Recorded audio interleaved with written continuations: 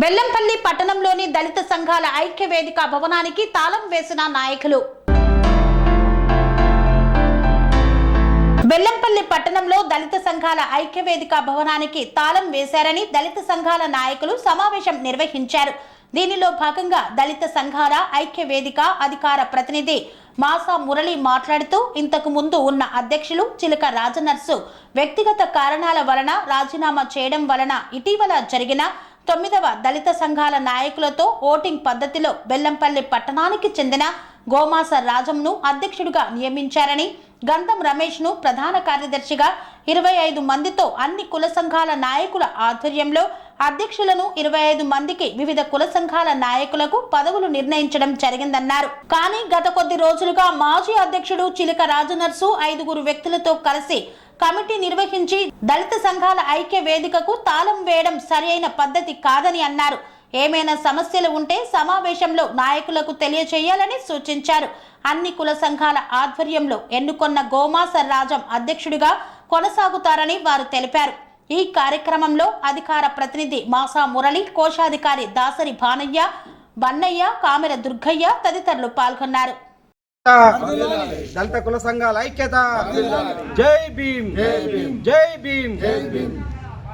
నిన్న వేసినటువంటి SC committee దళిత సంఘాల అడక్ కమిటీని మేము ఖండిస్తూ ఆ యొక్క సభ్యులపై ఒంటెద్దు పోకట ఒంటరి ఇది మానుకొని అందరిని కలుపుకొని ఎస్సీ కమిటీ డెవలప్మెంట్ కోసము అందరిని కలుపుకొని అన్ని కులాలను కలుపుకొని వేయాలి తప్ప ఒక వర్గానికి చెంది గ్రూపులు తయారు చేసి ఇంకొక అభివృద్ధిని అడ్డుకునే ప్రయత్నం చేస్తే ఇది హీనమైన చర్య. దీంట్లో కొందరు పేర్లు పెట్టి అమ్ముకున్నారు, లీజుకి ఇచ్చిండ్రు, ఇలాంటిది ఎక్కడ జరగదు, ఏది ఉండదు. తనతో డబ్బులు పెట్టించారు, తనకు న్యాయం జరగాలి, తన డబ్బులు కూడా తనకు రావాలి.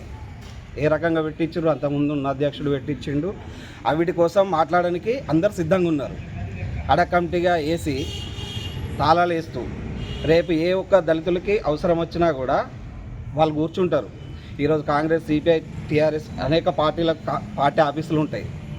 దళితులకు ఉన్న ఏకైక ఆఫీస్ అది ఒక్కటే కూర్చోనికి బెల్లంపల్లిలో. దానికి తాళాలేసి పెత్తనం చేస్తానంటే సహించడానికి దళిత సంఘాలు సిద్ధంగా లేవు. ఒక ఎంఆర్పిఎస్గా మేము దీన్ని తీవ్రంగా ఖండిస్తున్నాం. ఈ హీనమైన చర్య ఇది.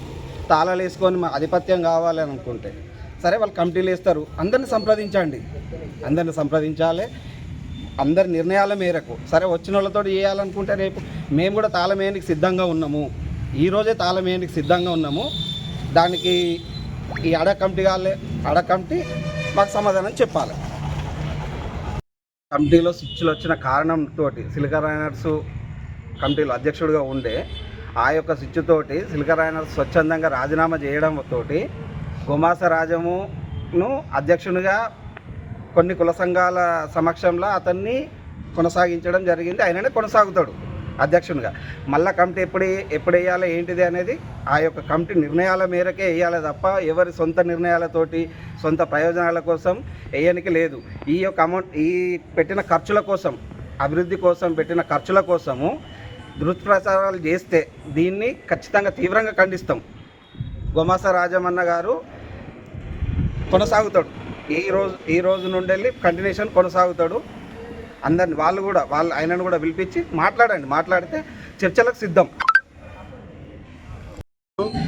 9 సంఘాల దళిత సంఘాలకు 9 కులాలను పిలిపించి మరి మాకు అధ్యక్షులు లేడు కదా అని చెప్పి మరి అదేవిధంగా పనులు కొనసాగాలని చెప్పి ఉమాసరాయం గారిని మరి 9 సంఘాలు ఎన్నుకోబడి జరిగింది. మరి నిన్న వేసిన హడా కమిటీ అది మరి ఇంతకుముందు గతంలో చేసిన వాళ్ళే వాళ్ళు వచ్చి దౌర్జన్యంగా మా తాళం ఉండగా తాళం వేసుడు, మేము తాళం చేయిస్తే మళ్ళీ వాళ్ళ తాళం మొత్తం తీసేసి వాళ్ళు కొత్త తాళం వేసుకొని పోయినారు. దయచేసి ఆ సంఘం ఆ అడా కమిటీ అన్నది చెల్లది.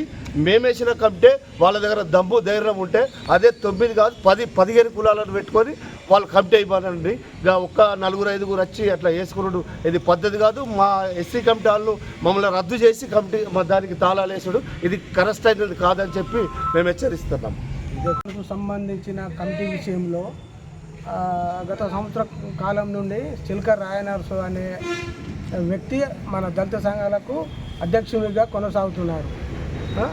ఈ క్రమంలో దాసరి బానాయకు చిలక రాయనర్సు గారికి వ్యక్తిగత భూతగాదాల విషయంలో గొడవ జరిగి అది వ్యక్తిగత బెల్లంపల్లి ఎస్సీ కమ్యూనిటీ వాళ్ళకు సంబంధించిన దళిత సంఘాల ఐక్యవేదిక రిజైన్ చేయడానికి చిలక రాయనర్సు గారు అధ్యక్ష పదవికి దాసరి బానయ్యకు చిలక రాయనర్సు గారికి వ్యక్తిగత కారణాలతో చేయడం. ఈ రాజీనామా మేము ఒప్పుకొని 10 రోజులు టైం ఇచ్చినా కానీ ఆయన ఆగకుండా లేనిపోని ఆరోపణలు చేయడం మొదలుపెట్టారు సంఘ నాయకుల మీద. ఈ క్రమం ఈ నెల 18వ తేదీన 9 కుల సంఘాలతో కలిపి పెద్ద ఎత్తున 100 మంది కుల సంఘాల నాయకులు అందరూ హాజరైన సమక్షంలో జనరల్ బాడీ సమావేశం ఏర్పాటు చేసి ఓటింగ్ పద్ధతిలో గోమాస రాజం గారిని అధ్యక్షునిగా ఎన్నుకోవడం జరిగింది. ఈ అధ్యక్షునిగా ఎన్నుకోబడిన గోమాస రాజాన్ని జీర్ణించుకొని చిలక రాయనర్సు గారు తెల్లారి మరొక సమావేశం ఏర్పాటు చేసి మరో దళిత సంఘం బెల్లంపల్లి ఏర్పాటు చేయడానికి సన్నాహాలు చేశారు. ఆ క్రమంలో అలా సమావేశం అయిపోయిన అనంతరం గుమస రాజం గారు తాళాలు వేయడానికి వెళ్ళినప్పుడు మాకు తాళం కీ కావాలని తాళాలు 2 వేశాడు. గేటు కోటి లోపలి దానికి ఒక తాళం వేశాడు. ఈ ఇద్దరి మధ్యలో గొడవను సృష్టించి అంబేట్ ఆయన ఒకటి ఏర్పాటు చేసి 5 కమిటీ సభ్యులని ప్రకటించారు. మంచిదే. కానీ ఈరోజు గుమ్మసరాయ్ గారిని అధ్యక్షునిగా కొనసాగుతున్న దళిత సంఘము కాదని గేటుకు 5 సభ్యులు అదే కమిటీ సభ్యులు గేటుకు తాళాలు వేసి కొత్త కమిటీ ఎన్నికైనాక తర్వాత వారికి తాళాలు అప్పగించబడడం అనేది ఇది కరెక్ట్ కాదు. ఇప్పుడు కొనసాగుతా ఈ రోజు నుండి గుమాసరాజా ఆధ్వర్యంలో అధ్యక్షునిగా దళిత సంఘాల ఐక్యవేదిక కొనసాగుతుంది. ఆ తాళాలు అధ్యక్షుడి గారికి అప్పగించాల్సిందిగా అదే కమిటీ సభ్యులను కోరుతున్నారు. పనేసియా మెరిడియన్ హాస్పిటల్స్ ప్రతి సామాన్యుడికి అందుబాటులో అంతర్జాతీయ వైద్య ప్రమాణాలతో వైద్యం, 24 గంటల అంబులెన్స్ సర్వీసుతో పాటు అత్యవసర సేవలతో ఏర్పాటైన చికిత్సా విభాగం.